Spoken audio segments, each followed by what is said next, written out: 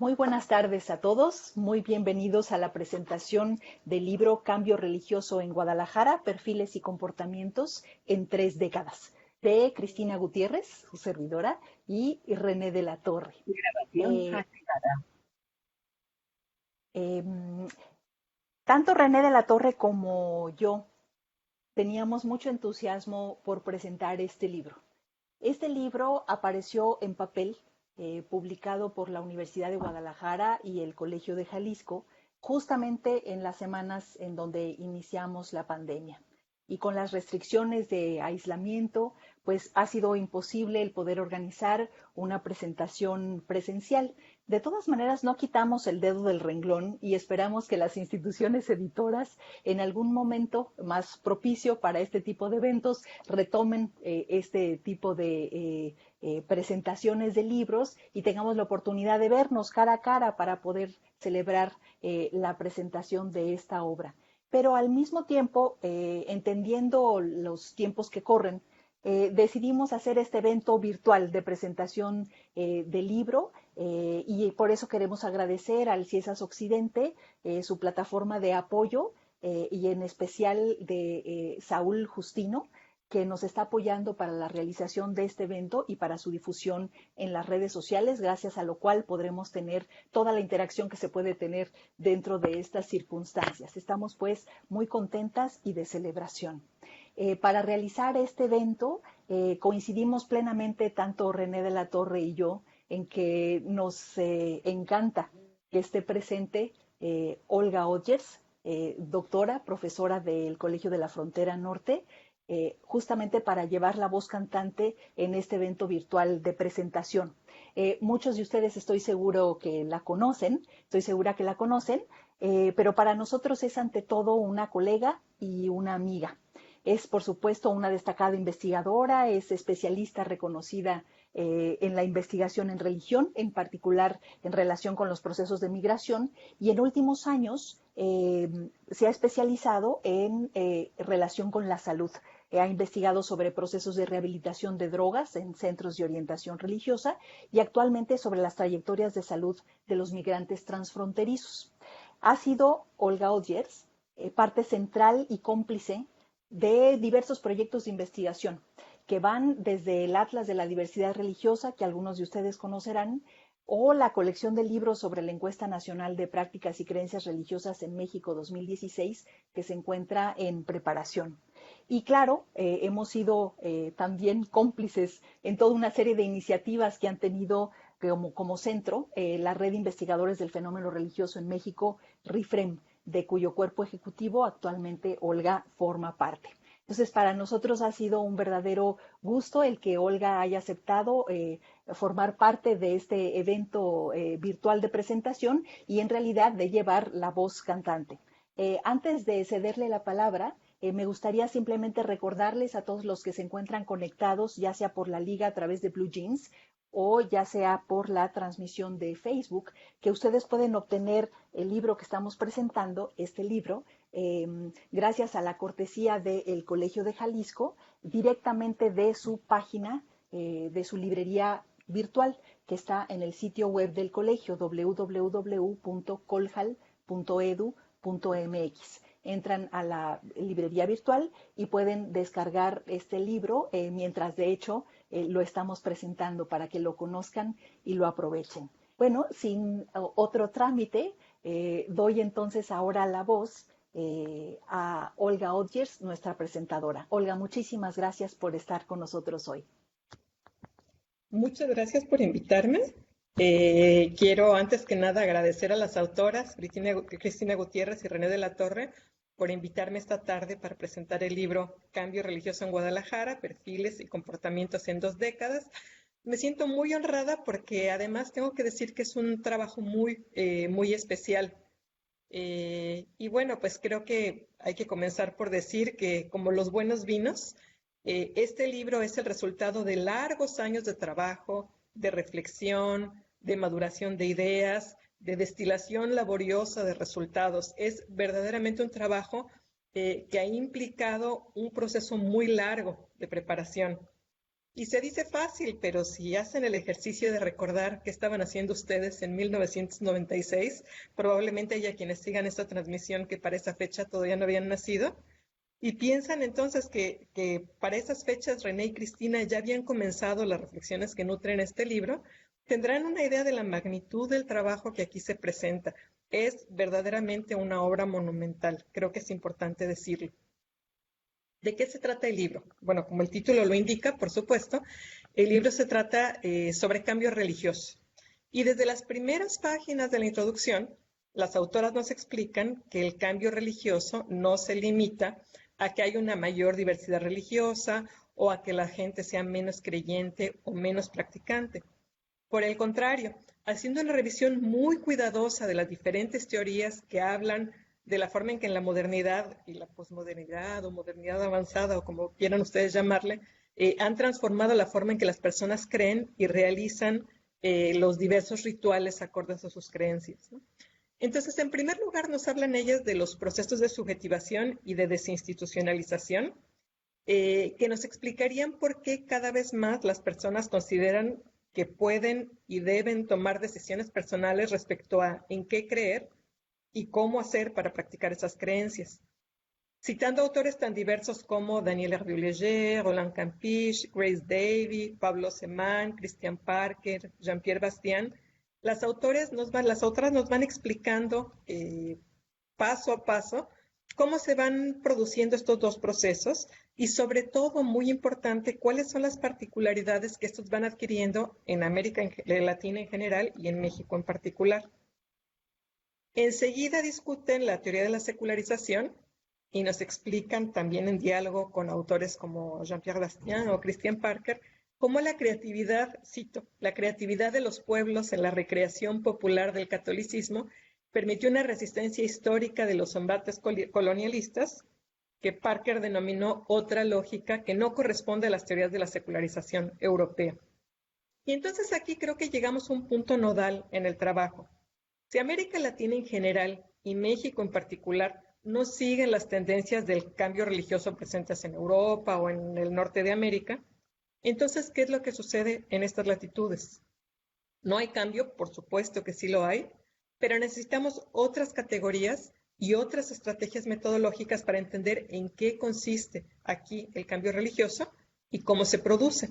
O en palabras de Cristina y René, cito, esta situación exige atender la compleja dinámica en que se experimentan algunos cambios en los modos y contenidos del creer, junto con las permanencias del permanecer dentro del catolicismo. Por tanto, se requiere de horizontes teóricos y metodológicos que permitan observar la recomposición entre cambios de creencias y valores junto con las permanencias con la tradición católica, que están presentes en las formas de práctica ritual y colectivamente la religiosidad de los mexicanos. Es decir, el trabajo que aquí se plantea no tiene que ver solamente con describir los cambios específicos, sino con crear o contribuir a crear esos horizontes teórico-metodológicos, ¿no? O dicho de otra forma, mostrar en qué creen los tapatíos y cómo se han transformado sus prácticas y creencias religiosas durante 3 décadas no es en realidad el objetivo del trabajo, puesto que este es de mucho mayor calado y pretende, a partir del análisis específico de Guadalajara, proponer ese horizonte interpretativo que nos ayuda a comprender qué son las creencias y prácticas religiosas en las sociedades contemporáneas, cómo se transforman y por qué, cuáles son las lógicas contemporáneas de producción de lo sagrado, en donde se toma a Guadalajara como un punto de observación privilegiado, precisamente porque nos permite entender esa otra lógica de la que habla Christian Parker, ¿no? Distinta del que han estudiado otros autores como la propia Hervieux-Léger o Peter Berger en otros contextos.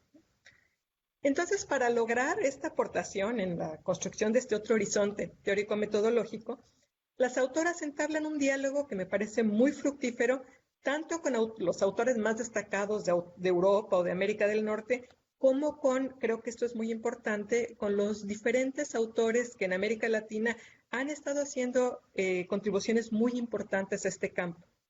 Este diálogo en sí mismo me parece que es una de las más grandes aportaciones de esta parte introductoria, ¿no?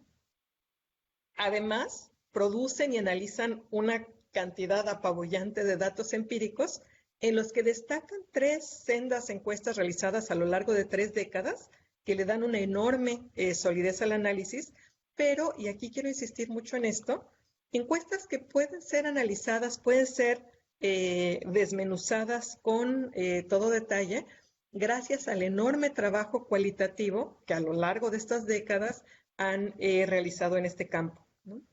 Entonces, de esta forma considero que hacen una aportación mayor a la comprensión de la forma en que se produce y se vive lo sagrado en las sociedades contemporáneas, partiendo de el punto de observación Guadalajara, ¿no? Entonces, enseguida quiero mostrarles muy brevemente la forma como hacen esta aportación, que a mí me parece que es realmente magistral. Bueno, lo primero que hay que decir es que la estructura del libro, la estructura mismo es muy inteligente porque nos va llevando paso a paso por la construcción de la pregunta central que quiere responderse, pero también nos va mostrando poco a poco la construcción de una estrategia metodológica para responderla y nos van llevando por un denso bosque de datos en donde se va construyendo la argumentación. La introducción misma me parece que es una aportación muy importante y creo que debería ser una lectura obligatoria para todos los estudiantes que se interesan en el campo de estudios sobre las religiosidades contemporáneas, o al menos puedo asegurarles que a partir de ahora mis alumnos estarán con toda seguridad leyéndola, ¿no? Me parece que de manera muy clara y muy completa presentan lo que han sido varias décadas de investigación y debate sobre el cambio religioso a nivel global. En ella, como mencioné hace un momento, se explica por qué América Latina, si bien por supuesto está inserta en procesos globales de cambio, no está aislada América Latina, pese a ello presenta también particularidades que es necesario atender. Y no solamente para comprender qué es lo que aquí pasa, sino sobre todo porque desde esta lectura podemos contribuir a una mejor comprensión de lo que sucede en el ámbito de las creencias a nivel global. Es decir, no es solamente una particularidad geográfica que conviene analizar porque somos latinoamericanos, sino porque desde América Latina se puede ayudar a comprender qué es lo que está sucediendo en términos globales. Y en el primer capítulo, después de esta parte introductoria, el primer capítulo está construido un poco como esas muñecas rusas, como esas matrioshkas, que adentro de una muñeca más grande se abre y sale una de menor tamaño, pero no de menor complejidad, y así sucesivamente, ¿no? Porque después de habernos hablado, digamos, de un panorama macro, de las tendencias globales del cambio religioso, nos van a mostrar las particularidades de América Latina, el complejo proceso de construcción de su campo religioso, en donde el sincretismo va a tener un lugar crucial, ¿no? Pero después de hablarnos de América Latina, nos muestran las tendencias que se observan en México, destacando aquí la heterogeneidad de sus regiones. Enseguida se abre siguiente muñequita y aparece el caso específico de la región del Bajío o la región del centro occidente, que se presenta como el bastión o el núcleo duro del catolicismo en nuestro país. Enseguida nos explican qué es lo que sucede ya específicamente en Jalisco y particularmente en la zona metropolitana de Guadalajara. Y cuando nosotros pensamos que ya hemos llegado a la muñeca más pequeñita de esta serie, todavía se abre una vez más y aparece lo que sucede en sus diferentes municipalidades.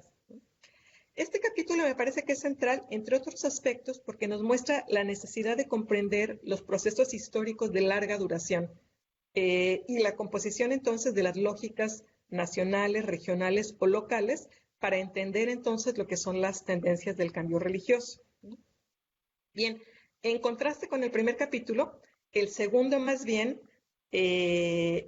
digamos, a diferencia del primero que tiene una profundidad histórica y una amplitud regional, el segundo, por el contrario, sería algo así como una foto de identidad de Guadalajara, a partir específicamente de los datos sobre creencias y prácticas religiosas que aporta la encuesta levantada en 2016.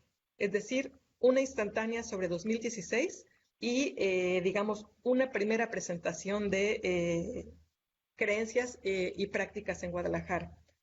Quiero insistir en que aunque las autoras parten de una encuesta, este retrato que se está haciendo de Guadalajara está construido a partir de la interpretación que hacen sí, de datos estadísticos, pero a partir de una trayectoria de más de 2 décadas de investigación cualitativa.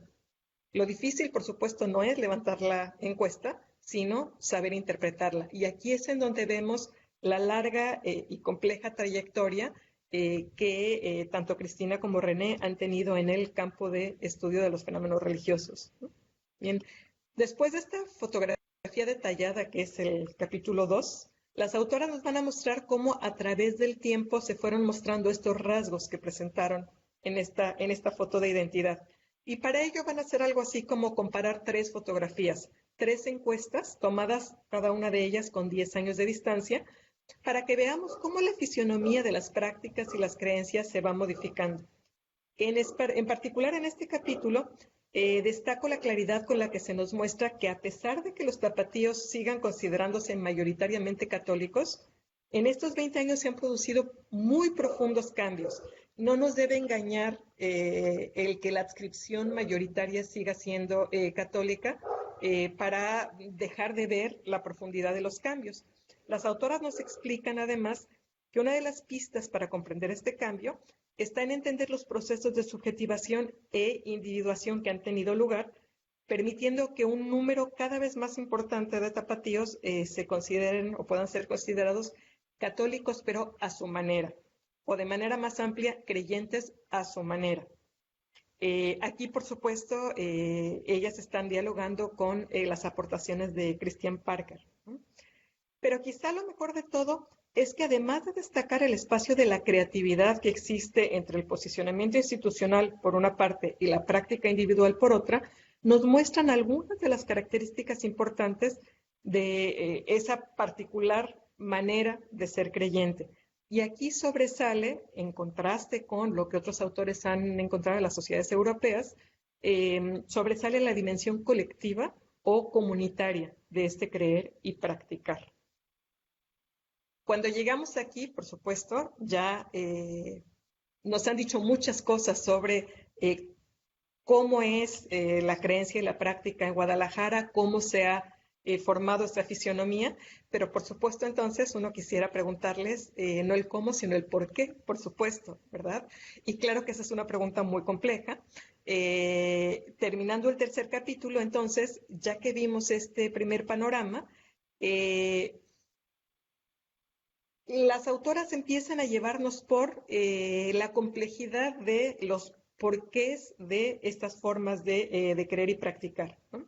Por supuesto, primero estaba ya la interpretación histórica que nos habían presentado desde el inicio, pero enseguida, en los siguientes 6 capítulos, las autoras nos van a ir dando elementos cruciales para entender por qué se van configurando estas diferentes modalidades del creer.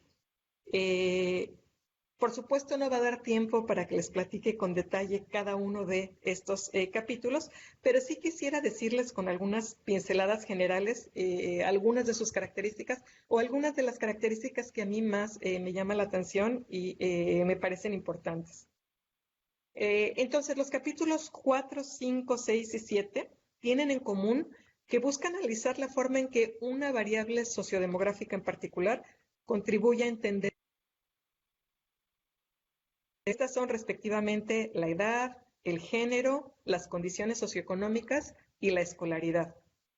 Y aquí tengo que decir que aunque hay una gran cantidad de datos estadísticos y gráficas en estos capítulos, es importante enfatizar que no se trata de simples ejercicios de estadística descriptiva, pues hay discusiones teóricas de fondo que se van desgranando a lo largo de ellos. Por ejemplo, en el capítulo relativo a los grupos de edad, las autoras nos llevan a preguntarnos si es el hecho de ser joven, como digamos una realidad biológica, lo que incide en formas específicas de creer o de no creer y practicar, o si por el contrario, las diferencias están dadas principalmente por el hecho de haber nacido en determinada coyuntura histórica, el formar parte en de determinada generación, ¿no? En especial cuando vemos, por ejemplo, el impacto del desarrollo de medios de comunicación o el uso de aparatos electrónicos en la forma como se produce y se transmite la cultura y, por supuesto, las prácticas religiosas también en nuestros días. Punto que, por supuesto, vemos ahora con mayor claridad a partir de la contingencia sanitaria y la intensificación del uso de algunos de estos aparatos.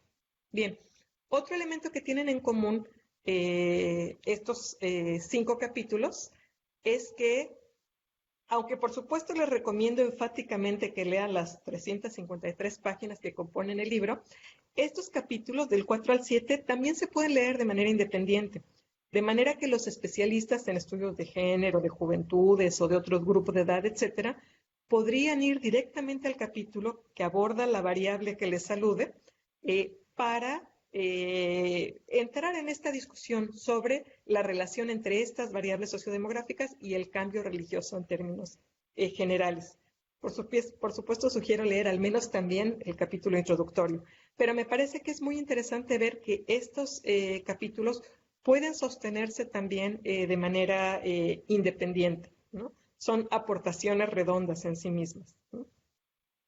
Bien, por su parte, los capítulos 8 y 9 comparten la particularidad de mostrarnos, además de información relevante sobre el cambio religioso en Guadalajara, discusiones teórico-metodológicas que seguramente no estaban planteadas desde el inicio, pero que surgen de la necesidad de o bien sobreponerse a obstáculos no previstos, o bien a incorporar a la reflexión observaciones relevantes que, aunque no estaban en el diseño original de la investigación, fueron surgiendo y se revelaron como datos importantes. Creo que el capítulo 8 y el 9 nos hablan de la necesidad de ser a la vez rigurosos y creativos en todo desarrollo de investigación, ¿no?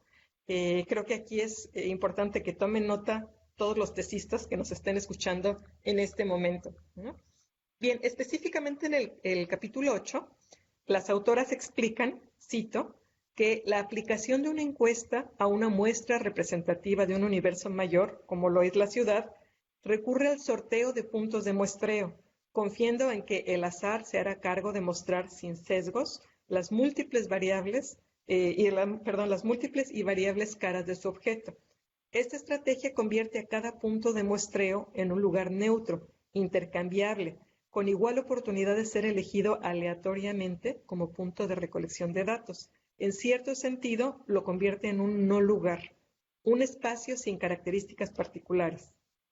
Habiéndonos beneficiado, nos dicen las autoras, de este enfoque metodológico para dibujar los perfiles estadísticos del creer y practicar en la ciudad en la primera parte de este libro, procedimos ahora a la recuperación de la experiencia del territorio que el propio levantamiento propició en el equipo de trabajo.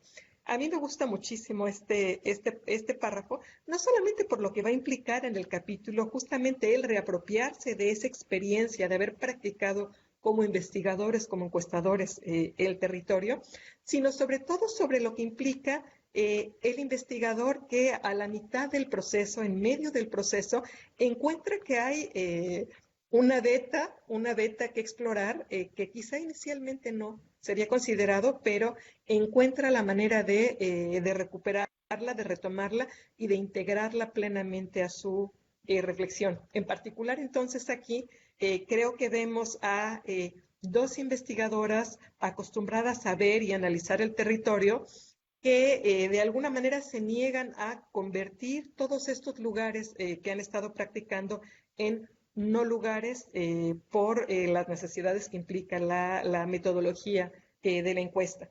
Y entonces recurren a esta estrategia para introducir el análisis del espacio como lugar antropológico, recuperando entonces la mirada sobre el territorio, no como un lugar neutro, sino como un espacio socioculturalmente construido, ¿no?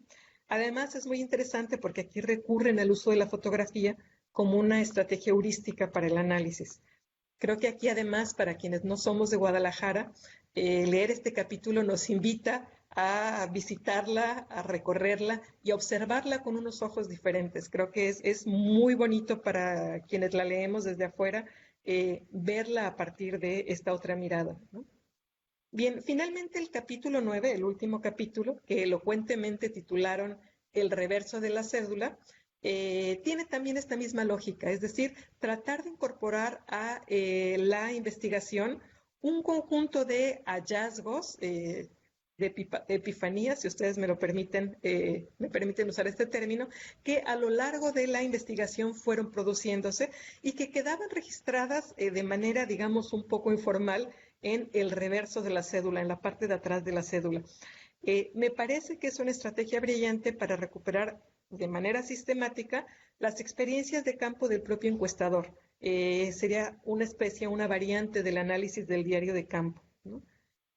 O si ustedes quieren, es una especie de bonus track de gran valor porque nos da muchos elementos para entender cómo se filmó esta obra, ¿no? Bien, en las conclusiones, las autoras destacan 4 elementos centrales para entender el cambio religioso, que son básicamente la secularización de la cultura y valores, que despliegan a la religión como una fuente de explicaciones, el incremento de la cultura y los valores del pluralismo, lo cual por supuesto es muy importante si pensamos en términos de respeto de la diversidad de creencias en términos amplios, la vigencia de una matriz religiosa católica que es practicada y gestionada por los propios sujetos católicos y que sigue impregnada en el etos y la ritualidad colectiva, y finalmente la autonomización de los creyentes expresada en la disminución de la capacidad de la Iglesia Católica para normar las prácticas y creencias.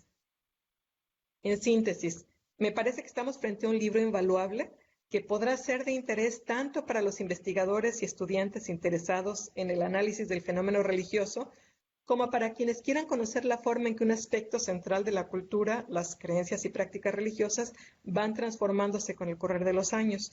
Creo que también será de interés para los tapatíos que quieran comprender cómo se produce este complejo proceso en su ciudad, para los creyentes y líderes religiosos de esta u otras ciudades que quieran reflexionar sobre su forma subjetiva de creer y practicar dentro de un contexto de cambio muy amplio, o para los estudiosos de las ciencias sociales, que creo que se van a deleitar viendo la forma en que este libro va entrelazando la trama teórica con la urdimbre metodológica. Creo que es muy bonito ver cómo está construido el libro. Finalmente, creo que para los escépticos de los métodos mixtos, esta obra puede ser un excelente antídoto. Quizá la única crítica que tenga para este libro es el título. Creo que el título no le hace justicia a la obra. Con toda honestidad, creo que el título se queda muy corto porque nos hace pensar que es una obra escrita por y para tapatíos. Y creo que el libro es muchísimo más que eso. Creo que el libro nos habla de cómo, tomando Guadalajara como punto de observación, se puede hacer una contribución mayúscula a la comprensión de la producción de lo sagrado en las sociedades contemporáneas. Y más concretamente, tomando Guadalajara como punto de observación, se puede entender de manera mucho más profunda las formas de cambio religioso que, si bien están ancladas en este lugar en particular, nos ayudan a entender procesos globales. En ese sentido, yo creo que este libro dialoga con la producción de Hervieux Léger, de Berger, por supuesto, de nuestros colegas latinoamericanos. Y en ese sentido, yo simplemente diría que invitaría a nuestros colegas de las diferentes latitudes a no leer este libro como un libro sobre Guadalajara, sino desde Guadalajara hacia diversos horizontes. Bien, dicho lo anterior, quisiera yo abusar de mi posición como presentadora del libro y quisiera plantear algunas preguntas que me fueron surgiendo al momento de leer el libro. Creo que quiero aprovechar mi posición como presentadora del libro para establecer un diálogo con las autoras. Y tengo principalmente 4 preguntas, no sé si nos va a dar tiempo de abordarlas todas. Creo que la primera tiene que ver con esto que acabo de comentar respecto a cómo en realidad el libro es mucho más de lo que nos dice el título mismo. Y quisiera preguntarles, ¿ustedes qué es lo que consideran o cómo ven que es digamos, qué es lo que nos aporta el caso específico de Guadalajara para entender los procesos contemporáneos de producción de lo sagrado, para entender los cambios en el ámbito de las prácticas y las creencias a nivel global? Me parece que en el libro hay numerosas y muy importantes pistas, pero bueno, por supuesto quiero aprovechar este espacio para reposicionar la discusión en el sentido de qué es lo que nos enseña Guadalajara sobre las transformaciones del creer y el practicar en las sociedades contemporáneas.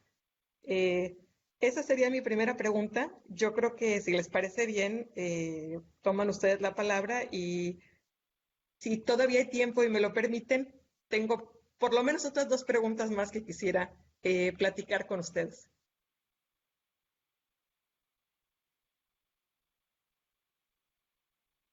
Bueno, antes que nada, muchas gracias, Olga. Queda muy claro por qué te invitamos. Digo, además de la amistad que nos une y el cariño que obviamente tenemos, pues yo creo que pudiste sintetizar casi mejor que nosotros el libro, ¿no? Y poderlo expresar, creo que no es un libro fácil, es un libro complejo y es un libro que parte de lo que tú has planteado para nosotros, pues conlleva todos estos años también de reflexividad. Yo creo que no es un libro que nuestra intención de Cristina y mía tenía únicamente mostrar datos, sino también de alguna manera mostrar pues un ejercicio de reflexividad en todos estos años. Y yo creo que eso es parte de lo que nos animamos a ofrecer en este libro, ¿no? Es una reflexividad que se ha ido obviamente acumulando y que tuvo un inicio la metodología y esa metodología de alguna manera se fue refinando, se fue transformando, fue ampliando las discusiones, pero esas discusiones también iban de alguna manera transformándose en la medida en que íbamos encontrando nuevas pautas. Entonces, por ejemplo, yo recuerdo que en 1996 tuvieron mucha influencia para nosotros el libro de Campeche, que realmente fue, pues, fue lo que nos permitió de alguna manera no pensar que una sociedad que era mayoritariamente católica podía tener cambios que no eran visibles bajo varios instrumentos que sobre todo en ese momento se utilizaban en las ciencias sociales. Y este elemento de subjetividad o individualización e institución fue, yo creo que muy importante en el primer momento para nosotros. También el estudio de los canadienses fue importantísimo porque aunque era una mirada muy semiótica, nos permitía asimilar algo que para nosotros también era muy importante, la tradición cambiando y el cambio tradicionalizándose. Creo que estos dos elementos para nosotros de alguna manera nos dieron herramientas para diseñar una encuesta que de entrada sabíamos que si no la hacíamos así íbamos a ver un todo homogéneo. Y entonces lo que queríamos en realidad era cómo mostrar la diversidad interna de algo que aparentemente es un todo homogéneo, es decir, el ser católicos en Guadalajara, ¿no? O sea, todas estas ideas preconcebidas, incluso Guadalajara la mocha, Guadalajara la tradicional, Guadalajara la católica, Guadalajara, sí, sabemos que efectivamente, y tú misma lo nombraste así, es el nodo o el centro nodal, ¿no? De una región históricamente conservadora y tradicional. Pero de alguna manera también queríamos como romper con estas ideas de identidades homogéneas. Yo creo que esto fue lo principal. Y cuando nosotros empezamos en 1996, creo que de acuerdo a lo que había demasiado énfasis en las creencias y valores. Nuestra propia experiencia de trabajo de campo, que hacíamos mucha etnografía, y eso está en otros trabajos, pues nos fue también llevando a darle mayor importancia a las prácticas. Y yo creo que este es un aporte importante de nuestra investigación. Si uno analiza sobre todo las encuestas, tanto europeas como latinoamericanas previas a el énfasis siempre está en creencias y valores y opiniones, ¿no? Pero poco en las prácticas. Y realmente creo que ya en el 2016 ya el elemento de las prácticas cobró un lugar muy importante y nuevo, y ya no se correspondía con el 96 dentro de la cédula de las preguntas y el análisis que queríamos hacer. La otra cuestión que tú lo planteaste, pues era que en la literatura, sobre todo europea, hay una concepción muy marcada de esta tensión entre institución e individuo. Pero ¿y en medio qué hay? Y nosotros sabíamos que en medio está la familia, que en medio está la romería, que en medio está el altar, que en medio están muchas otras formas de prácticas exactamente que convienen a ritualizaciones que también generan sentidos compartidos que no necesariamente provienen de la institución, ni que tampoco nos están hablando de esta característica de el individuo solo elige y no tiene otros elementos de socialidad. Y creo que eso también fue ganando mucho terreno dentro de la encuesta. Entonces, yo creo que dos de las aportaciones que yo considero importantes, digamos, en nuestro propio proceso incluso, en nuestro propio proceso reflexivo y de práctica de diseñar y analizar este tipo de estudios, fueron esos dos elementos. Y no sé qué quiera decir Cristina. Sí, sí, creo que ese es un punto bien importante. En 1996, en manera alguna nos imaginábamos que íbamos a iniciar una serie de encuestas. Simplemente estábamos haciendo la de 1996, ¿no? Entonces, creo que tiene mucha razón René en plantear que este libro, y muy probablemente la razón por lo que para nosotras es sumamente especial, es porque es fruto de un camino y de la reflexión sobre un camino. Y es muy lindo ahora escuchar a René cómo estás marcando esos elementos de viraje que se fueron dando a lo largo del tiempo y que han ido enriqueciendo nuestro acercamiento. Yo creo, comparto contigo lo que dices, es desde en un principio era tratar de buscar el cambio que percibíamos, que intuíamos en nuestra ciudad, porque hay que decirlo, es nuestra, y que no encontrábamos la manera como dar cuenta de ello. Y yo creo que eso llevado, nos ha llevado, digamos, casi a la necedad de estar ensayando, ¿no? De una y de otra manera, ¿no? Tratar de dar cuenta de esos procesos. A mí me parece que es bien claro, por ejemplo, el giro hacia las prácticas que plantea René. Creo que esto es realmente central en nuestro proceso, el habernos adentrado en las prácticas y en la exploración de los sentidos de las prácticas para dar cuenta del cambio. No solamente pensar en términos de porcentajes, aunque esa obsesión también nos ha ayudado mucho, porque el poder contar con el dato duro de decir yo hice la misma pregunta 3 veces a lo largo de 20 años y puedo saber exactamente en una muestra representativa de población lo que ha variado, es algo que era es como tratar de afincarse, aunque sea una ilusión, en roca firme, ¿no? Un poco decir, sí hay cambio, o sea, hay que constatar el cambio, ¿no? Pero claro, estas otras cuestiones que plantea René son súper importantes. Los giros que fuimos introduciendo en esos acercamientos hacia el cambio. Y, por ejemplo, quiero comentar algo que para nosotros fue central y nos dimos cuenta en una reciente charla hace como unas 3 semanas que tuvimos con el equipo de Boston coordinado por Gustavo Morelo.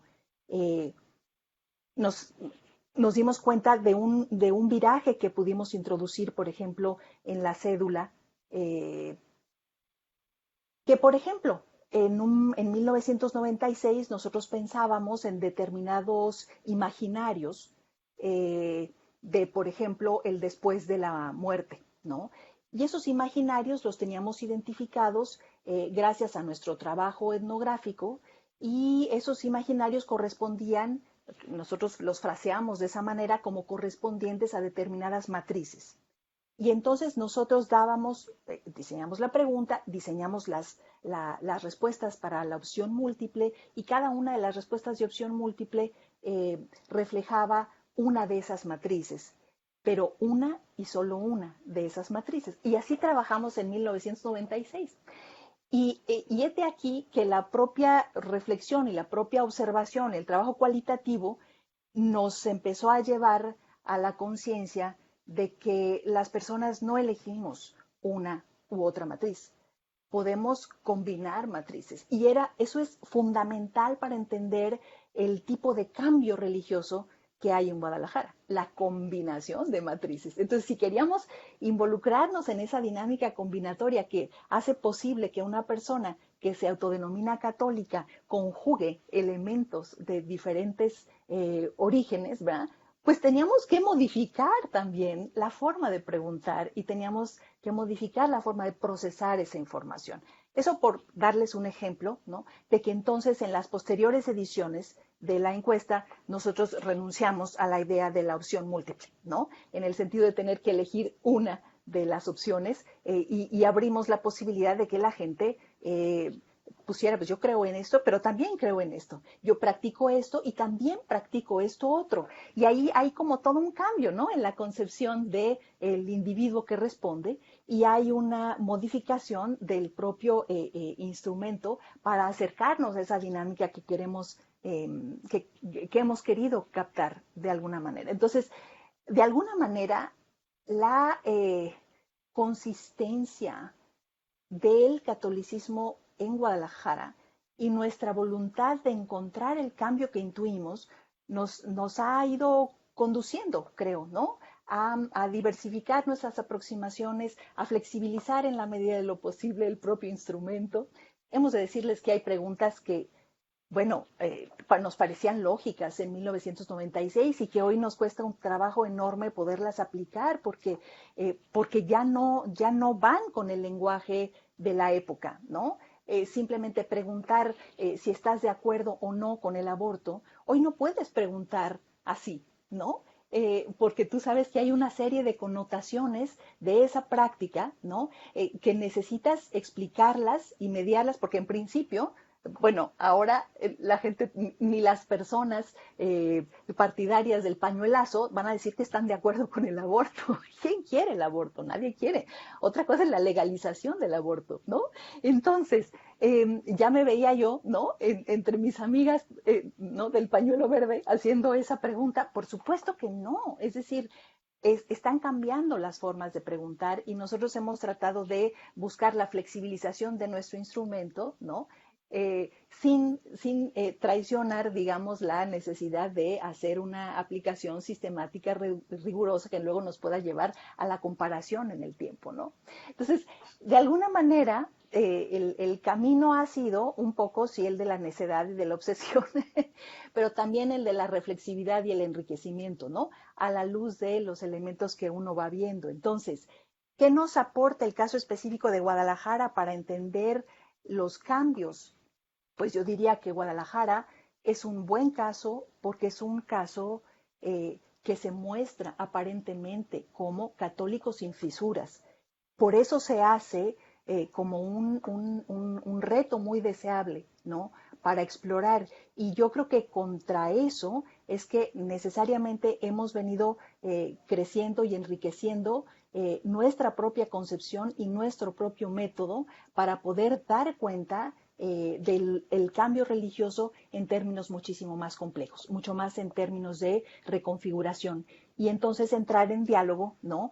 Con colegas latinoamericanos con los que tenemos muchísimo en común, ¿no? Y además con el paso del tiempo hemos ido encontrando, ¿no? Que muchos están exactamente en el mismo proceso y es ahora delicioso, ¿no? Poder conversar, ¿no? Y discutir acerca de cómo acercarnos a ese cambio en ciudades latinoamericanas, ¿no?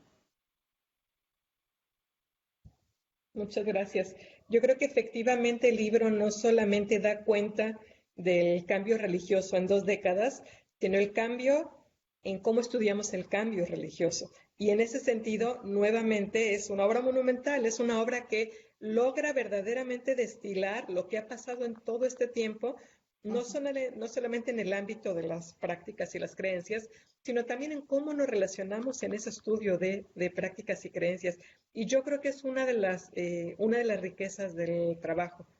Yo creo que efectivamente Guadalajara es un reto para estudiar el cambio religioso, pero por lo mismo no se fueron ustedes por el, digamos, entre comillas, camino fácil de medir la diversificación de adscripciones, ¿no?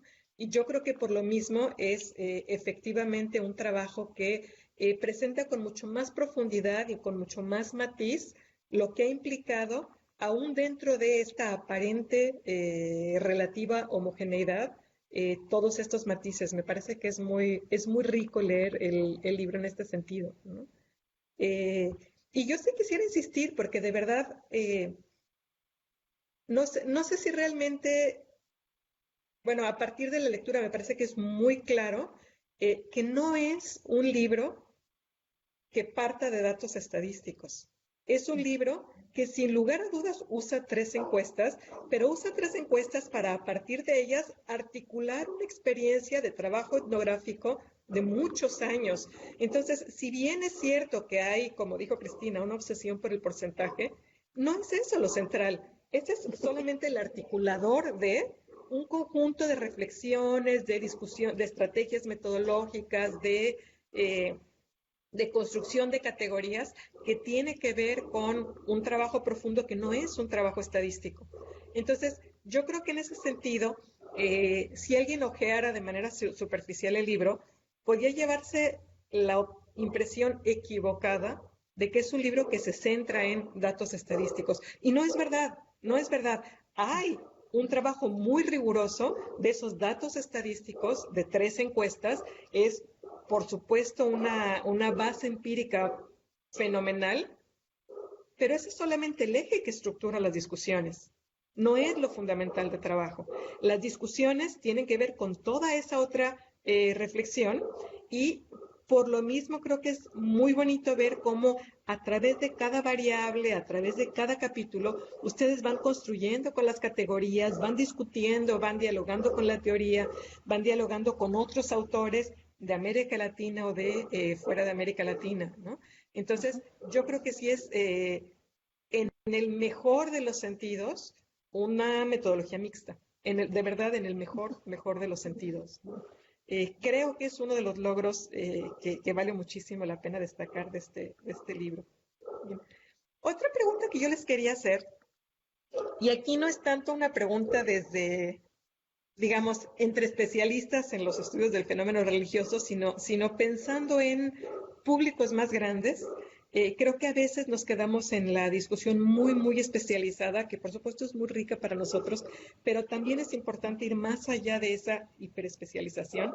A mí me gustaría aprovechar este espacio para platicar un poco con ustedes respecto a por qué es importante conocer el cambio religioso, por qué es importante saber que ante esa aparente homogeneidad, Guadalajara cambia, las sociedades cambian, la manera de creer y practicar cambia. Digamos, más allá de que a nosotros nos interese porque es un tema de investigación apasionante, ¿por qué como sociedad es importante que conozcamos qué es lo que está pasando en este ámbito, ¿no? Creo que es algo sobre lo que vale la pena reflexionar, y creo que este tipo de espacios justamente son propicios para ese tipo de reflexiones. Insisto, me parece que está demostrado de manera magistral que hay un cambio muy importante. ¿Cuáles son algunas de las variables de ese cambio? ¿Cuáles son algunos de los procesos, de las magnitudes, de las aristas? Pero pensar un poco en por qué esa información es importante. ¿Por qué más allá de la producción de la información, eh, como sociedad, es importante para nosotros saber cuáles son esos cambios que están teniendo lugar? Ujú, ujú. Mm, Fíjate que me gusta mucho el enfoque que le das, porque yo creo que la mejor sociología de religión que se hace es eh, la que justamente reconstruye esos puentes, ¿no? De la religión con el conjunto de lo social. Entonces, que me gusta mucho el enfoque que le estás dando. Y fíjate que hoy estaba releyendo unas partecitas del texto en la parte final, en donde nos planteamos la pregunta en el momento de las conclusiones, René y yo nos planteamos la pregunta, bueno, ¿y para qué sirve haber hecho como este análisis estratificado por edad, por sexo, por condición económica, ¿no? Eh, para explicar el cambio religioso. Finalmente, ¿cuál es la variable que es como la más importante, ¿no? Nos encantaría saber, claro, por supuesto, ese tipo de modelos son muy atractivos. Y entonces en ese intento eh, describimos algo que me hizo pensar mucho en la dirección en la que tú señalas. Eh, una de las cosas que encontramos sumamente contrastantes haciendo el análisis por nivel socioeconómico de nuestros entrevistados es que es clarísimo que la gente que tiene mayor nivel económico y tiene mayor posibilidades de educación tiene una actitud mucho más pluralista eh, que las personas que tienen pocas posibilidades de acceso educativo y condiciones difíciles en todo lo que caracteriza un nivel socioeconómico, ¿no? Eh, y entonces uno pensaría, un poco, puede pensar un poco mecánicamente sobre esto, ¿no? No sé, el acceso a la cultura cosmopolita fue lo que pensamos y creo que tiene mucho sentido. El acceso a una cultura cosmopolita, el acceso a visiones, digamos, seculares de la vida, es potencialmente más factible en quien tiene ese tipo de acceso. Y entonces eso inmediatamente conecta, ¿no? En la posición en materia religiosa, ¿no? En un tema religioso, lo conecta con una serie de condiciones de vida, ¿no? Ahí es donde se expresa como tan claramente, ¿no? Que la forma de religiosidad que se practica está tan conectada con las condiciones estructurales en las que uno se desempeña, ¿no? Pero ahondaría un poco más en esto y en este sentido que tú comentas. Cuando por dificultades de financiamiento nosotros tuvimos que realizar el levantamiento de la última encuesta nosotras mismas en el campo, porque los dos primeros levantamientos, el de 96 y el de 2006, aunque participamos, por supuesto, en el diseño del instrumento, el levantamiento lo contratamos a una empresa maravillosa de estudios demográficos, sociodemográficos. En la última edición, pues tuvimos que ir con ellos, ¿no? Porque finalmente nos armamos de voluntarios, estudiantes y buena voluntad, ¿no? Para ir a hacer nosotras mismas el levantamiento a campo.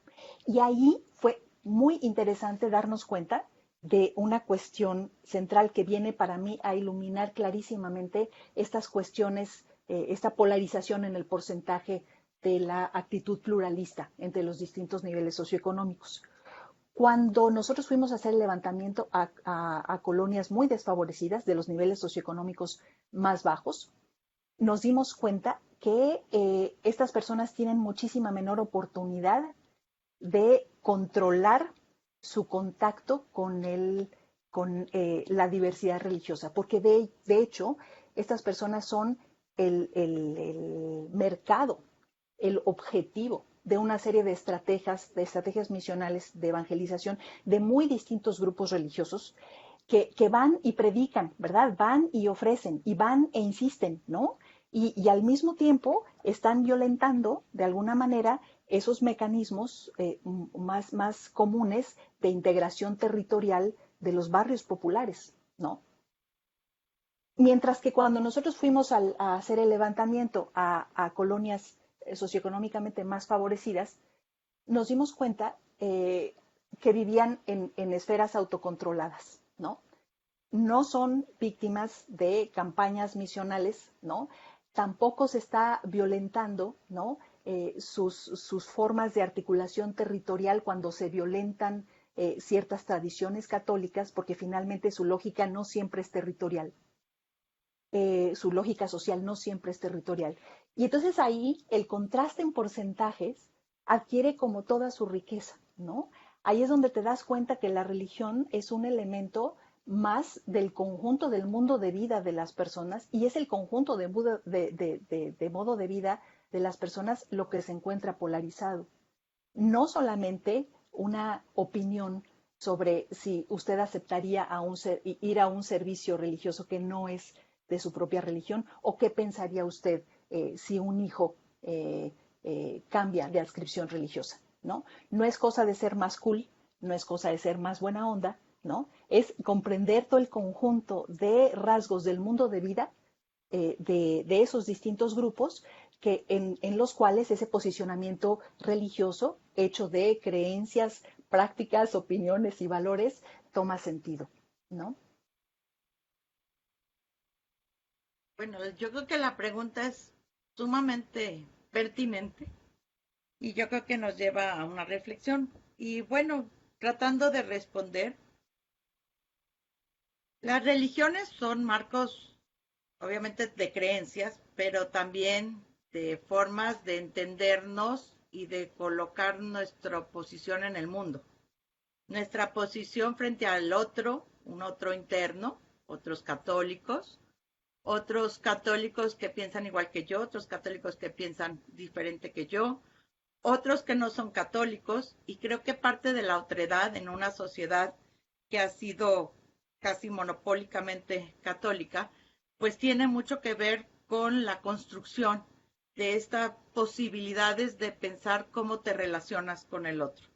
No es nada más una cuestión de actitud, no quiere decir tampoco que quien sea creyente, quien tenga fe, entonces es un extremista.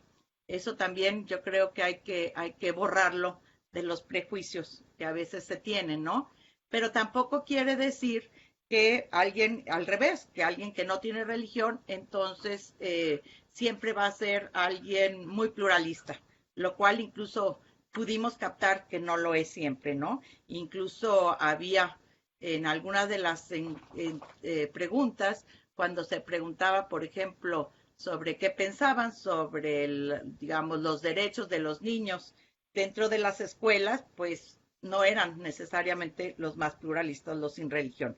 Entonces yo creo que es importante entender, por un lado, la religión sí tiene que ver con un lugar y una conciencia del ser y estar en este mundo, pero que de alguna manera es un lugar donde constantemente se experimenta esa negociación entre tradición y cambio y sobre todo también entre autonomía y instituciones de la sociedad. Y creo que ese lugar de negociación es ese lugar también, pues, del que nos abre la posibilidad de entender cómo es que van ganando o no van ganando lugar los valores democráticos. Y otra vez digo, para ser democrático no necesitas ser religioso o no religioso. Puedes ser democrático teniendo valores religiosos o al revés, ¿no? Pero sí, sobre todo, ver, digamos, la religión sigue siendo un fundamento de la sociedad en donde de alguna manera se inscribe la experiencia de la construcción del nosotros, de los otros, de la posibilidad de encontrarte con ese los otros o de no encontrarte con los otros. Y yo creo que siempre será importante, pues porque es una especie de catalizador, no nada más de la fe, sino también de estos valores sociales de interacción. Entonces yo creo que un poco también toda la batería que proponemos, que tiene que ver con cómo desde distintas identificaciones religiosas, no nomás desde adscripciones religiosas, se identifican para explicar el mundo, para explicar el éxito y fracaso en el mundo, para realmente aceptar o no aceptar los derechos de los diferentes, para situarse frente a ciertos elementos o discusiones polémicas que están teniendo lugar en la sociedad. Y sobre todo también ver cómo son procesos de negociación constante, ¿no? En donde sí está la tradición y el cambio permanentemente como dos elementos que están jugándose, que están vivos, que no están de alguna manera momificados o fosilizados dentro de los marcos religiosos, ¿no? Y yo creo que eso es muy importante. Y quisiera hacer un comentarito de algo que nos planteaste antes, y es sobre esta cuestión de los datos duros o los datos blandos, ¿no?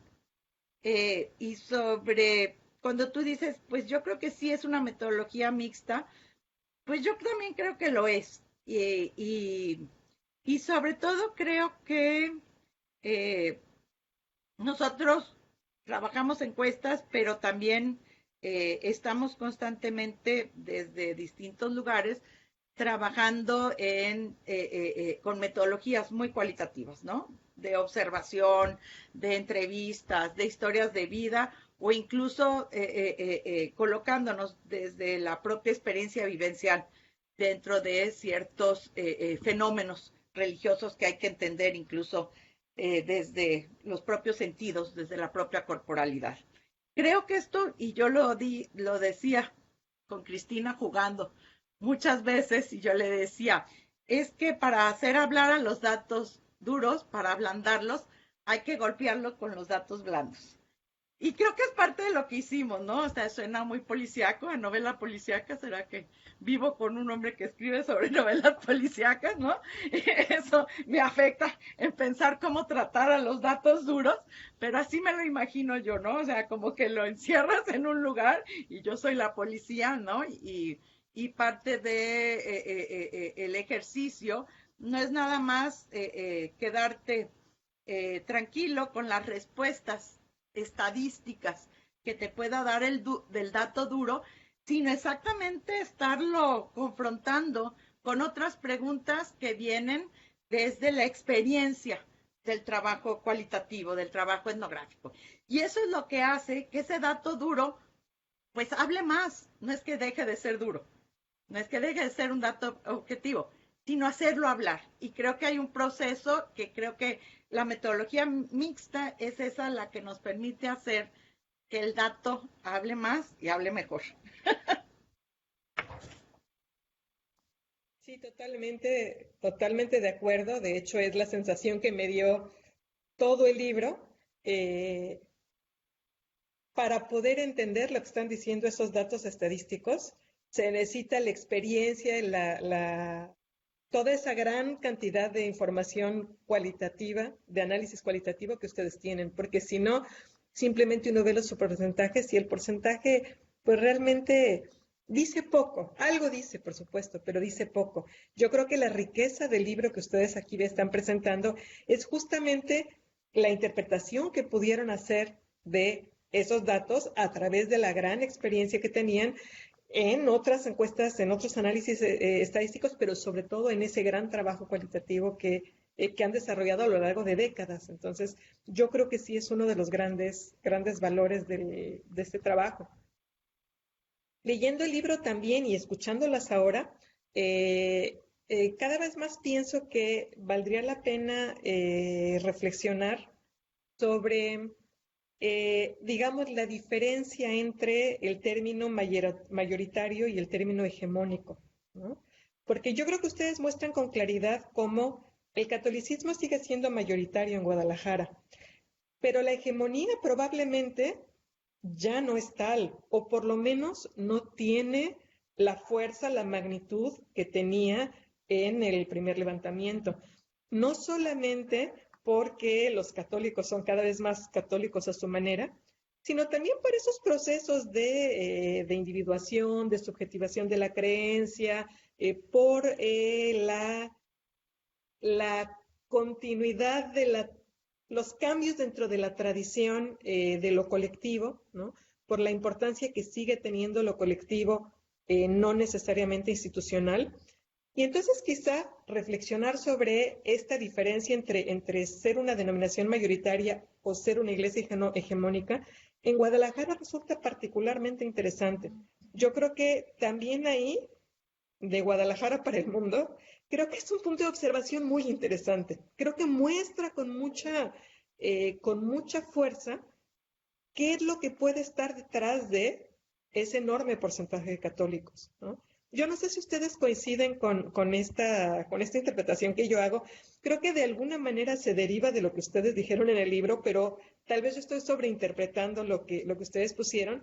Y me parece que en ese diálogo, digamos, entre lo hegemónico y lo mayoritario, hay cosas importantes que el libro puede decir y que después quizá podríamos pensar en otras latitudes, ¿no?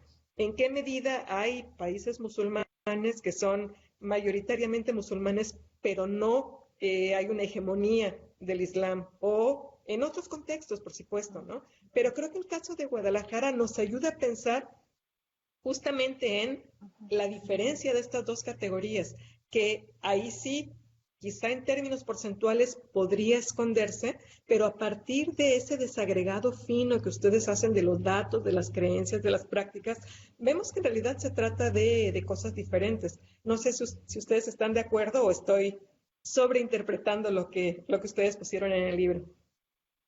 No, yo creo que tienes parte de razón, pero quisiera decir, a ver, creo que Cristina y yo sí buscamos ver, más que responder si el catolicismo perdió hegemonía o sigue teniendo la misma hegemonía, es buscar en qué áreas sigue teniendo más hegemonía, en qué áreas ha perdido hegemonía.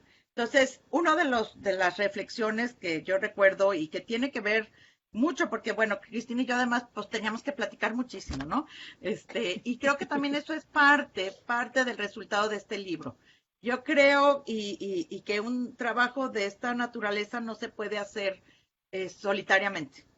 El diálogo, la discusión es parte de la reflexión, es parte de lo que las dos aprendemos. Obviamente han de decir, pues escriben juntas, han de pensar igual, son Twinkie Wonder, no somos submarinos Marinela, venimos a veces en una misma bolsita que se llama el libro, pero no, obviamente tenemos carreras distintas, ópticas distintas y el respeto de esta discusión, que también quiero decir, me alegro mucho después de 22 años, esta relación de partners, de colegas, pues tiene que ver también, digamos, con estas condiciones constantes, ¿no? De discutir, porque claro, no es que una escriba nomás una parte y la otra dice, ay, muy bien, palomita, ¿no? O sea, todo lo que tú escribes, pues estará bajo escrutinio de la otra y viceversa, ¿no? Y esto yo creo que es sumamente importante porque yo creo que el sentido crítico es parte de lo que nos permite ir madurando cualquier idea que tenemos, o incluso concepción. Lo que iba a decir, que ya no sé ni qué te quería decir, de las áreas de hegemonía. Por ejemplo, nosotros sí veíamos, incluso hay un elemento que también fue, que de alguna se desprende de 2006, de la encuesta del 2006, cuando hicimos este ejercicio de hacer estos grupos de identificación creyente, y fue un ejercicio de una aventura estadística que también le agradecemos a Yasodara Silva, que ha sido fundamental, un acompañante fundamental en este proceso de investigación. Desde el 96 ha estado con nosotros, y en donde al hacer nosotros estos clusters, pudimos después, porque fue prueba y error, prueba y error, prueba y error, no es de que, ay, hicimos una fórmula y salió, no, o sea, realmente de encontrarle consistencia a ciertos conglomerados de identificación. Haberlos encontrado a través de los clusters al 2016 nos permitió ya dar la opción en la entrevista de con qué se identificaban y darle más lugar o ver las combinatorias entre pertenencia e identificación. Y esto realmente creo que también fue un aporte importante. Y uno de los elementos que salió en estas formas de identificación era exactamente que un gran porcentaje de los católicos decían, yo soy católico por tradición. ¿Qué nos quiere decir esto? Pues no quiere decir que no hay hegemonía. Quiere decir, aunque veíamos que incluso en la encuesta nacional, donde tú también participaste, los evangélicos y los de las iglesias para protestantes se dicen mayoritariamente por convicción, no por tradición, no quiere decir que pierda la hegemonía. Sí quiere decir que hay mucha hegemonía todavía en la tradición. Y el mantenimiento de la tradición, la fuerza societal o de mantenernos juntos, la tradición sigue siendo un tiempo-espacio para estar juntos, para reconocernos, para celebrar, para sabernos parte de una familia, de una comunidad, ¿no? O sea, ir a la romería, bueno, ayer por cuestiones de COVID no fue lo mismo, o asistir a un bautizo familiar, o celebrar, no, bueno, no celebrar, sí, el ritual de un difunto a través de la tradición, pues son también estas formas en donde se ha sedimentado la hegemonía del catolicismo. Y ya no tanto a veces en qué es lo que creo, qué es lo que practico, porque puedo ser medio católico, medio New Age, puedo ser católico carismático, puedo ser católico, pero ya con muchos elementos de los protestantes, porque voy a círculos de lectura bíblicos, puedo ser católico de otras maneras, puedo ser católico budista, ¿no? Pero eso no quiere decir que el catolicismo en esta región haya perdido totalmente hegemonía, y creo que gran parte de ese hilo que mantiene esa hegemonía sigue estando en la tradición. No sé si respondí. Sí, claro que sí, muchas gracias. Sí, algo que, esto de las áreas que planteas, René, yo creo que es súper importante, y a mí sí me gustaría remarcar que en el área de la moral sexual es realmente impresionante el espacio en donde vemos la pérdida de autoridad de la propia iglesia como orientadora moral. Es realmente muy impresionante ver las cifras que pudimos constatar a lo largo del tiempo en cuanto a esta transformación, y en donde, a grosso modo, pues la autonomía personal va creciendo enormemente, y normalmente esa autonomía personal se da en contra de las orientaciones eclesiásticas sobre el tema. Pero también tuvimos que reconocer que a la hora de hacer las gráficas queda clarísimo, ¿no? Que si bien el proceso general nos habla de esto, ¿no? De este declive del catolicismo en el sentido sobre todo de la pérdida de autoridad religiosa de la Iglesia en esta materia de una manera abrumadora, ¿no? El asunto no es lineal, ¿eh? Ya en 3 encuestas pudimos apreciar variaciones, subidas y bajadas en las opiniones, ¿no? En materia de moral sexual. Y esto es sumamente interesante porque entonces, sí, estamos hablando de pérdida de hegemonía, sí, es cierto, estamos hablando de cifras crecientemente minoritarias, sí, ciertamente, pero esto no es un proceso lineal, puede dar muchas vueltas, y sobre todo algo que nos sorprendió mucho es que también esta pérdida de autoridad de la Iglesia, este proceso general de autonomización, de que el catolicismo sigue siendo una etiqueta muy importante, pero que cada vez está gestionado más desde la persona que desde la institución, deja libre, por así decirlo, el recurso a la tradición. Qué tan importante papel juega, como bien ahorita René lo acabas de describir. Y eso va hacia rumbos muy impresionantes, ¿no? Es decir, católicos que se sostienen una postura, que se sienten fortalecidos por ser continuadores de una tradición, y lo pueden hacer incluso más a la derecha que la institución misma. Esto no lo debemos perder de vista. La autonomía trabaja en los dos sentidos, ¿no? Y creo que eso hace nuevamente muy necesario que nosotros hagamos análisis muy, muy finos y no nos consolemos con tendencias generales, ¿no? Y distingamos entre distintas áreas, ¿no? Porque las ultraortodoxias están a la orden del día en todas las religiones, ¿no? ¿Por qué no en el catolicismo también? Y hay discursos que están en este momento resurgiendo que yo dudo mucho que sean exactamente los que la institución religiosa católica quisiera, ¿no? Y a nombre de la tradición católica. Claro, claro. Muchas gracias. Sí, retomando lo que decía René hace un momento, de que platicaron muchísimo en este libro, sí es muy notorio, creo que incluso conociéndolas bien, es, llama la atención que el libro realmente parece escrito con una sola pluma. No se ven saltos, no se ven brincos, realmente es un libro muy redondo y aunque sabemos que están las dos autoras y aunque es claro que hay mucho de las dos en el libro, el resultado final realmente es muy bonito ver cómo está escrito de verdad de una pluma, de una pluma. No se ven los silvanes en ninguna parte. Creo que es uno de los grandes logros de este trabajo. Bien, Es que hay mucho bordado. a lo mejor es por eso. Bordamos Tanto encima. encaje, con el encaje ya no se vio la costura. De hecho, Sí, fíjate que ciertamente tiene mucho bordado el libro, efectivamente, ciertamente. Sí, es un libro de verdad, es difícil, quiero enfatizarlo porque de verdad es algo muy notable. Es impresionante la cantidad de trabajo que está detrás de este libro, en la escritura, en el análisis de los datos, en los levantamientos de la encuesta. Es realmente una cantidad de trabajo monumental. Es muy notorio y es, por supuesto, muy admirable además que hayan logrado durante todos estos años mantener este proyecto, darle continuidad y llevarlo a puerto y con una pandemia de por medio, pero lograron sacar el libro y hacerlo circular. Entonces, de verdad, yo creo que sí es algo que hay que destacar.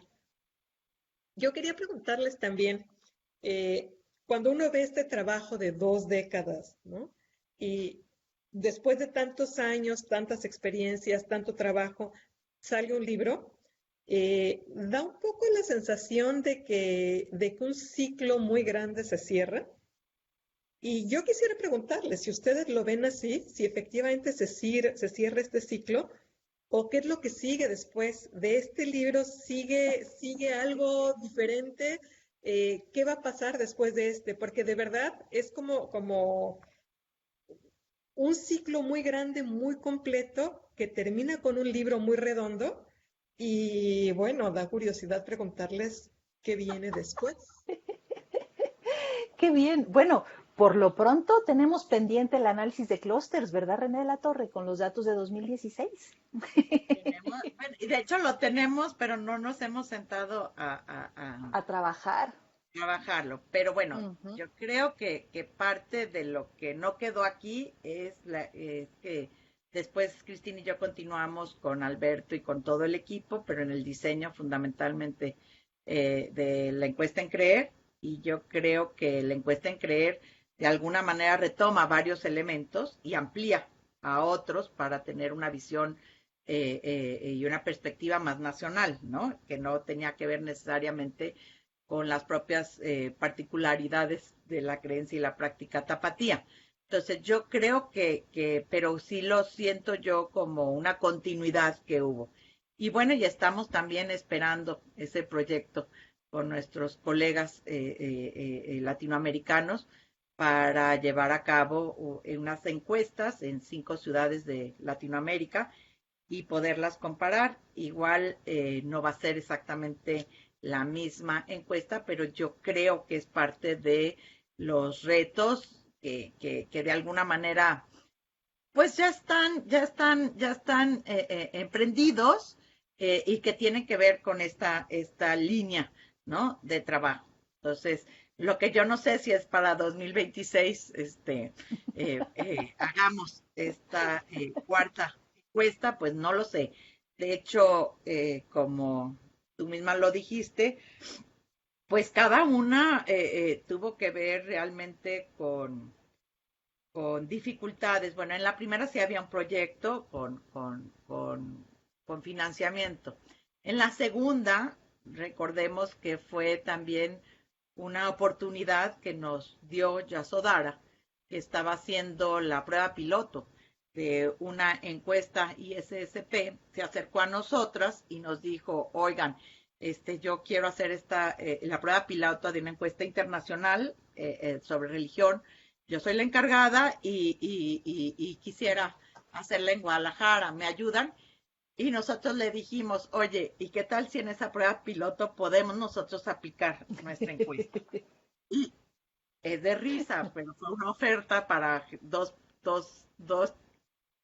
investigadoras sin recursos y nos costó 20,000 pesos. O sea, realmente sabemos que ese no es el costo de una encuesta.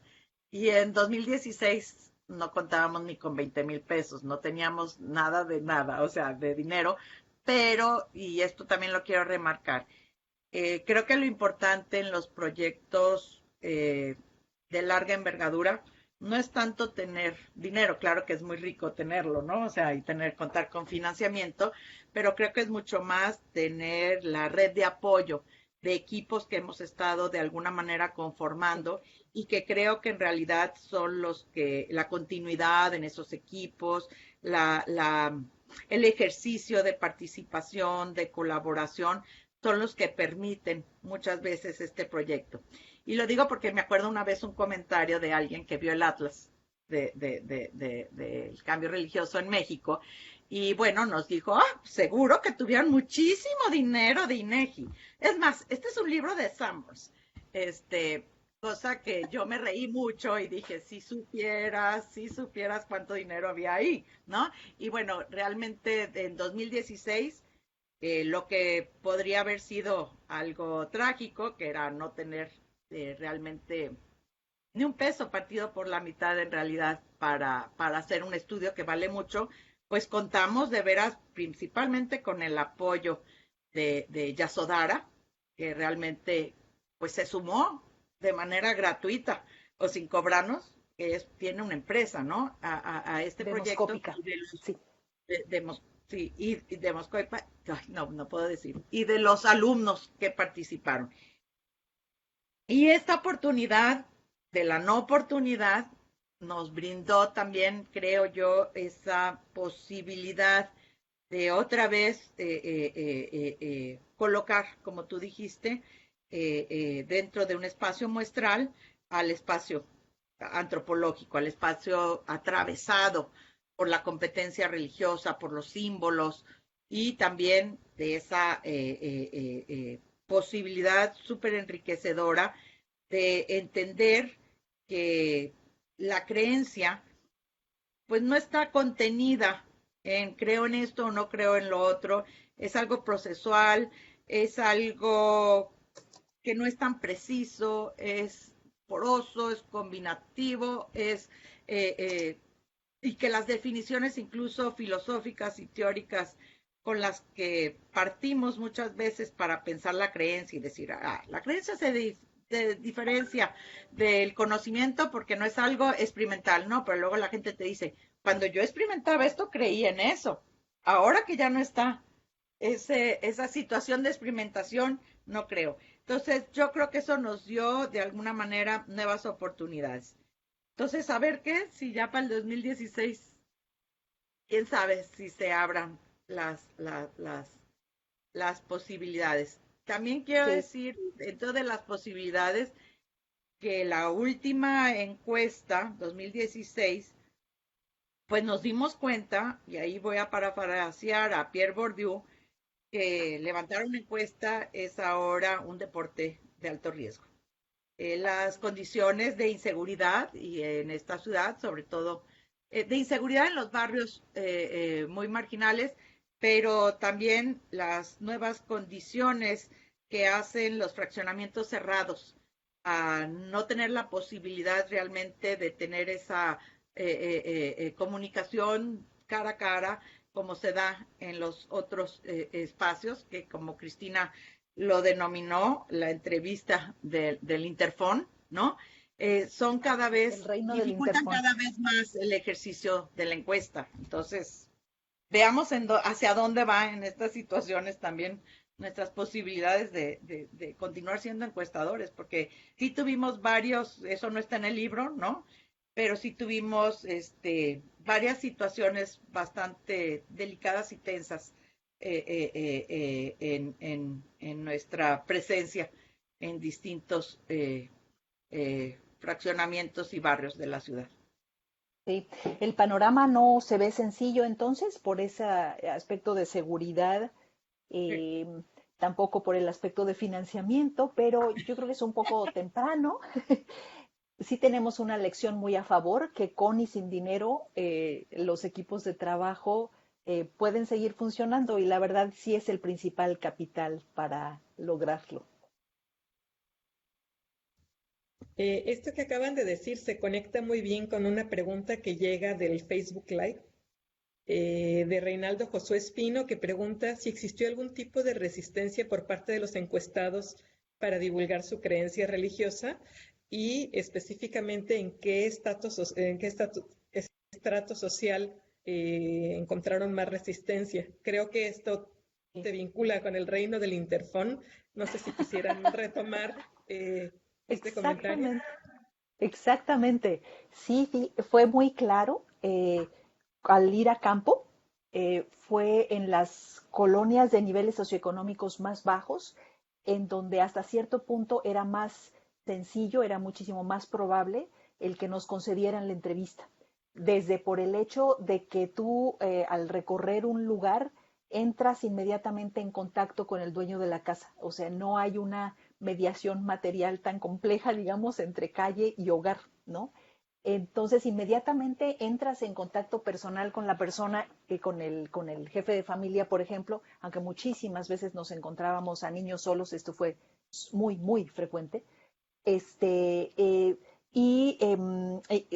se potencian las posibilidades de que te den la entrevista porque ya hay un contacto personal, hay un contacto visual y inmediatamente empiezan a trabajar ahí las simpatías o las antipatías a veces, pero es muchísimo más fácil.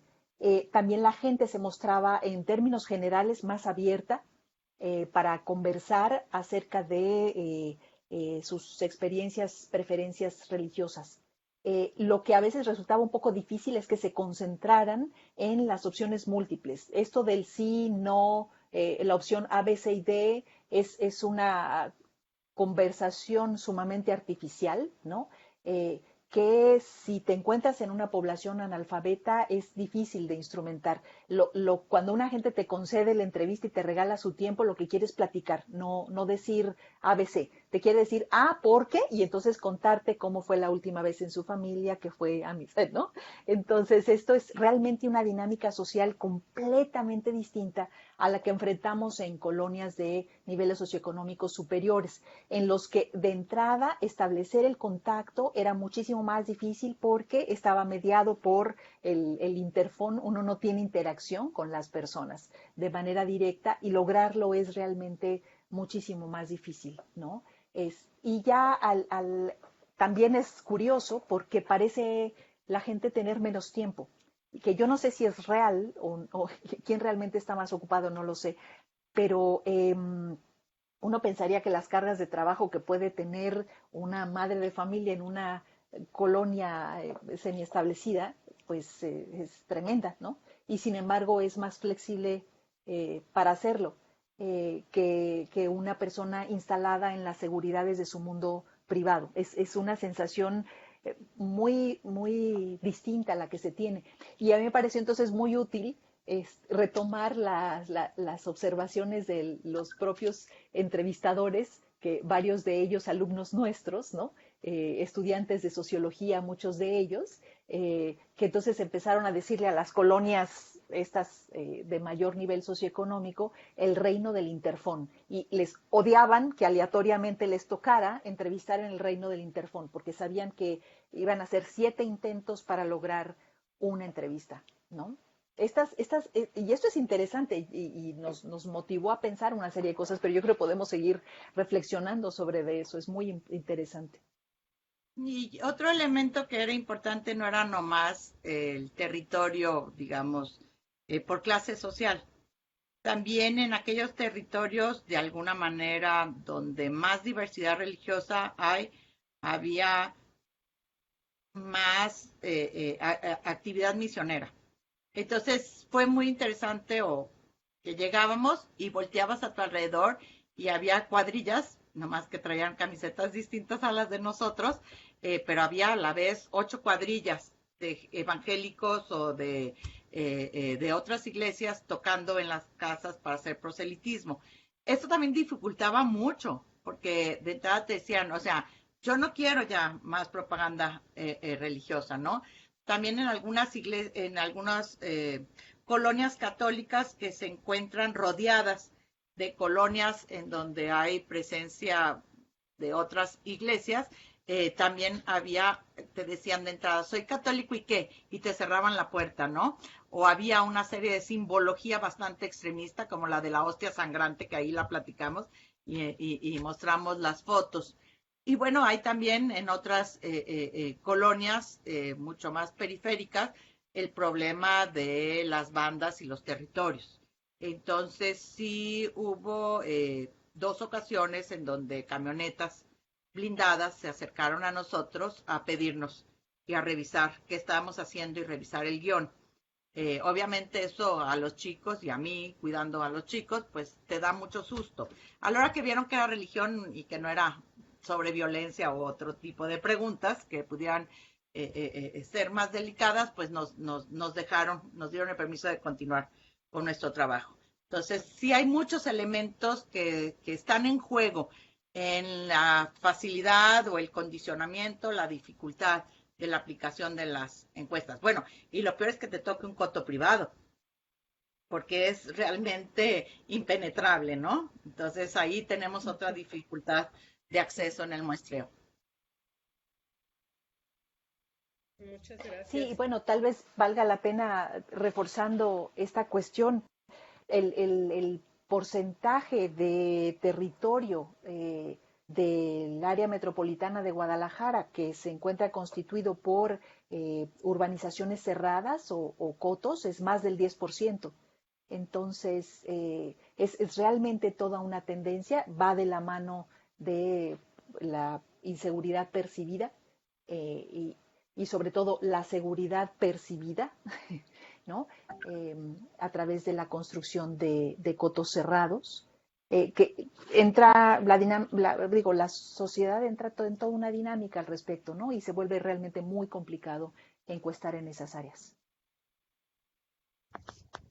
Muchas gracias.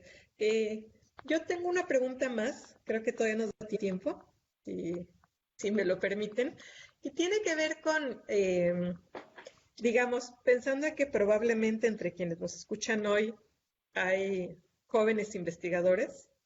Creo que ver un trabajo como este, por una parte, entusiasma, uno aprende mucho, etcétera, pero por otro lado, yo creo que también es apabullante, ¿no? Es ver un trabajo de tan largo aliento, con tantos años, tantos trabajos, tantas reflexiones, se ve como una montaña muy difícil de ascender, ¿no? Y yo me imagino, un poco por lo que dijeron ahora también, y por supuesto por mi experiencia personal, que a veces cuando uno está al principio de la montaña no tiene claro todo lo que va a subir más adelante, ¿no?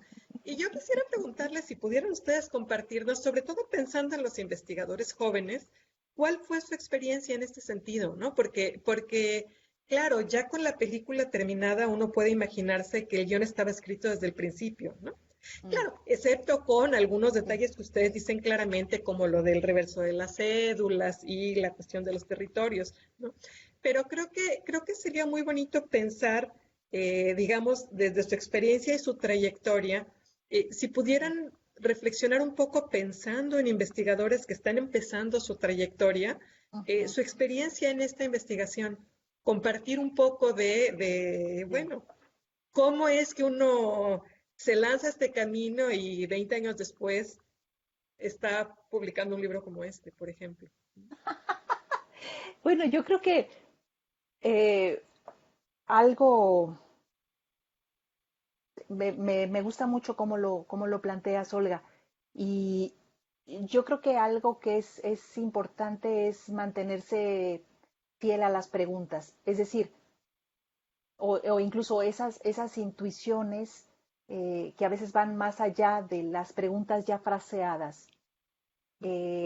Hay que mantener como cierta fidelidad con el propio interés de investigación y eso tarda, eso tarda en producirse, pero yo creo que mientras más conoces eh, el- cuál es el centro, el núcleo de tu interés de investigación, eh, más tienes la posibilidad de mantener como esa consistencia en el esfuerzo, en un esfuerzo continuado.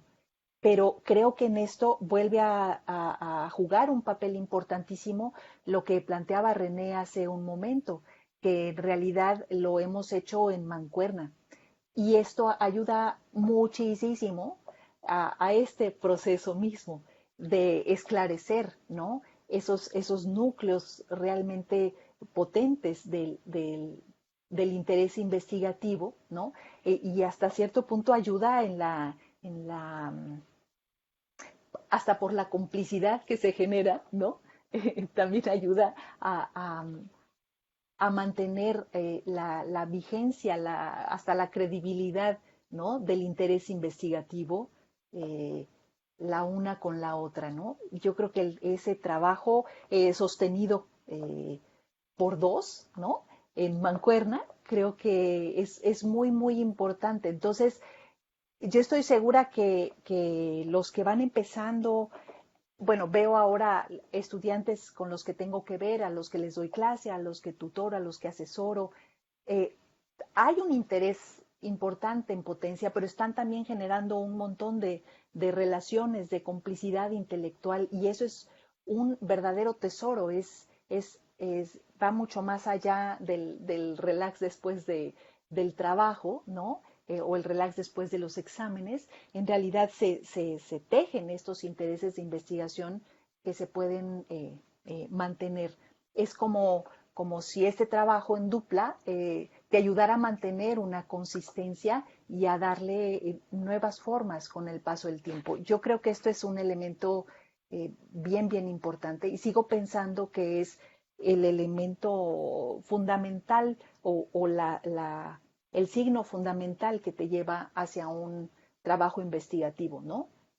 Un interés de investigación consistente, un núcleo de preguntas fuerte que eres capaz sostener de alguna manera en diálogo, en relación, en complicidad con los otros de tus relaciones que eres capaz de generar, ¿no?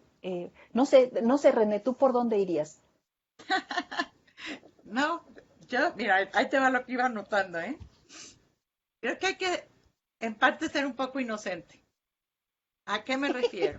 O sea, me refiero a que en ningún momento si uno empezara y tuviera ya el cine de voy a durar 22 años estudiando esto y luego me voy a ir a recorrer a la ciudad y a buscar todos los lugares de culto y luego me voy a ir a hacer otra encuesta y luego, o sea, hay que ser inocente para no pensar que esto de veras va a ser tan grande. Y yo creo que parte es esta cuestión del sociólogo inocente. O sea, pues yo me acuerdo cuando empezamos, sobre todo el directorio de lugares de culto, a mediadas yo decía, pero ¿qué es lo que empezamos? No teníamos ni idea de lo inabarcable que es recorrer a pie una ciudad de 5 millones de habitantes. O sea, no teníamos realmente una noción, ¿sí? De lo que implicaba realmente ir manzana por manzana a hacer un levantamiento de lugares de culto. Creo que fue titánico. ¿Qué fuimos? Inocentes y tercos, ¿no? Porque ya estando ahí con las suelas rotas, con los zapatos gastados, decidimos continuar. Pero, y vuelvo a decir lo mismo, también hay que saber que nadie es Superman. Estos no son trabajos de individuos, no son trabajos como ahora las instituciones académicas nos quieren hacer creer que tiene que haber liderazgos únicos. Son trabajos realmente de equipo. Son trabajos donde tenemos que sumar, no restar. Y saber que para hacer este tipo de trabajos tienen que ser trabajos colectivos. Y vas poniéndote una meta, cierras y luego ya verás si empiezas otro, ¿no? O sea, tampoco puedes ver, digamos, la película completa. Creo que eso es parte de la inocencia, que nunca vemos realmente a dónde nos lleva una decisión. Cuando ya estás ahí, pues sí, ahora terqueale y cierra esa parte y tal vez luego tengas fuerza, ánimo y energía para volver a emprenderla, ¿no? Porque te va a quedar gusto y ganas para volver a emprenderla, ¿no? Entonces, no sé, esa sería mi, mi, mi, mi respuesta. Yo creo que si uno ve los costos de esfuerzo, eh, eh, pues igual no te avientas, ¿no? Pero cuando ves que esos costos se comparten entre muchos, creo que la experiencia del trabajo colectivo es la que nos reanima y a mí personalmente creo que es la que más me da sentido a mi quehacer actual como investigadora y académica. Saber que se debe trabajar en red, saber que debemos trabajar en equipo, que cada quien, como la religión, debemos tener nuestro propio marco de autonomía, pero creo que el trabajo colectivo es la mejor experiencia y la única manera de hacer cierto tipo de investigaciones de mayor envergadura. Pues sí, porque del tamaño del sapo es la pedrada, como varias veces hemos comentado, y los retos son enormes. Los retos son enormes, ¿no? Entonces hay que constituir equipos enormes, ¿Ah? enormes en calidad, ¿no? En afectos, en calidad, en entrega, en Sí, solidaridad, en todo, sí, ¿no? O sea, yo creo que como, eso es sí, parte de lo que debe ser la ética actual del investigador, pero también algo que pocas veces se enseña en los doctorados, ¿no? Estamos demasiado enfocados al trabajo individual o a los liderazgos individuales y yo creo que nuestra experiencia nos ha enseñado a valorar la riqueza que es ese trabajo colectivo. exacto. Es muy impresionante. Todavía la semana pasada eh, observé como unas colegas que publican con frecuencia juntas recibieron el consejo de un otro colega con muy buena voluntad que les dijo, oigan, publiquen por separado, no se ve bien que constantemente estén publicando juntas. Es muchísimo, aunque trabajen juntas, publiquen por separado, porque así les va a rendir más en sus respectivas carreras. Y fue muy impresionante escuchar cómo podemos, con la mejor de las voluntades, por supuesto, pero incorporar estas normatividades de los organismos de investigación y dejar de valorar y lo que más te funciona, ¿no? Y nuestro caso personal, pues lo que más nos ha funcionado ha sido el trabajo en equipo, el trabajo en red. Y esta idea de, bueno, trabajen juntos pero publiquen por separado, sería una mentira, es decir, sería una deshonestidad, ¿no? El que procediéramos de esa manera. Las autorías colectivas existen, ¿no? Y hacerlas individuales, pues sería una falsedad. Muy bien.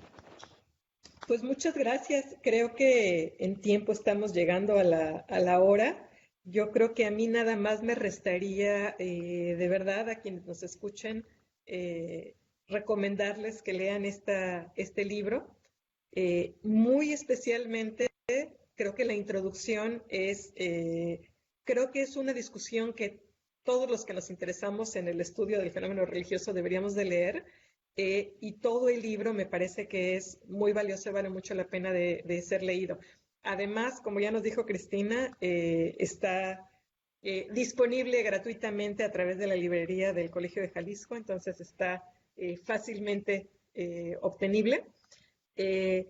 Sí creo también que vale mucho la pena leer el libro completo, pero quienes tengan interés en alguna de las variables específicas del libro, de verdad creo que los capítulos también se pueden leer por separado. Les recomiendo que lo lean completo, pero se puede hacer también así. Entonces, pues bueno, creo que yo simplemente cerraría agradeciéndoles esta obra, agradeciéndoles que me hayan invitado a platicar con ustedes sobre ella hoy y recomendando ampliamente la lectura del libro. No sé si ustedes quieran decir algo más. No, al Pues darte contrario, las Olga, agradecerte a ti porque tu lectura fue realmente muy, muy interesante, muy profunda. Además, creo que hiciste una invitación a la lectura que es como la función fundamental y facilitaste una conversación súper interesante y súper linda. De verdad te lo agradezco mucho. Pues yo también te agradezco, Olga. De veras fue muy agradable.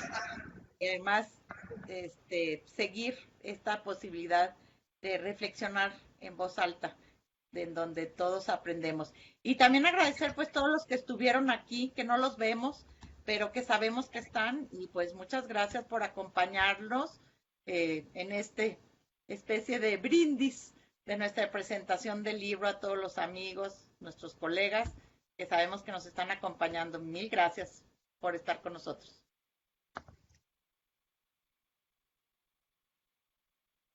Muy bien, pues muchas gracias. Hasta luego. La grabación no ha finalizado. Felicidades a todas. Ay, muchas Gracias. gracias.